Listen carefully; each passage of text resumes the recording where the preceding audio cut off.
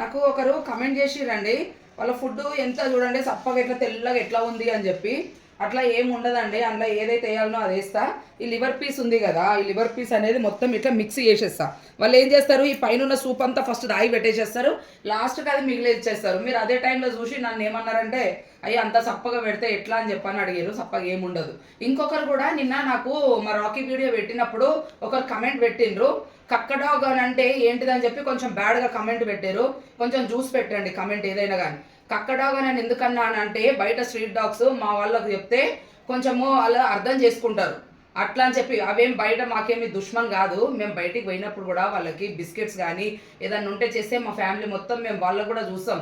కాకపోతే మా వాళ్ళు బయట పోయినప్పుడు లొల్లి పెడతారు కదా, అది కక్క డాగ్ అట్లా చేయొద్దు అని చెప్పని ఆ రకంగా వాళ్ళకి అర్థమయ్యేటట్టు చెప్తాము. కొంచెం కమెంట్లో చూసి పెట్టండి, పెట్టిన వాళ్ళకే చెప్తున్నాను. ఆ కుక్క పిల్లల్ని పెంచడం అని అంటే మామూలు కాదండి. అవేం మాకేం దుష్మన్ కాదు. మా బయట ఆపోజిట్ టైజన్ అనేటోనికి వాడు కూడా మా స్నూపి కొడుకేవాడు. బయట వాడిని వాకింగ్ తీసుకొని పోయినప్పుడు బయట కుక్కలు వాడిని కరిచేస్తే వాడిని ముడ్డి బొక్క దగ్గర హోల్ పడి ఇక్కడ నుండి మెడిసిన్ ఇస్తే బయట నుండి వచ్చింది హోల్లోకెళ్ళి. అంటే అట్లా అనేది చేస్తాయి అవి. ఇప్పుడు మా వానికి గదే చెప్పిన, నువ్వు బయట పోయినవరా కక్కడాగా వస్తుందిరా అది అని చెప్పానంటే వానికి అర్థమైంది.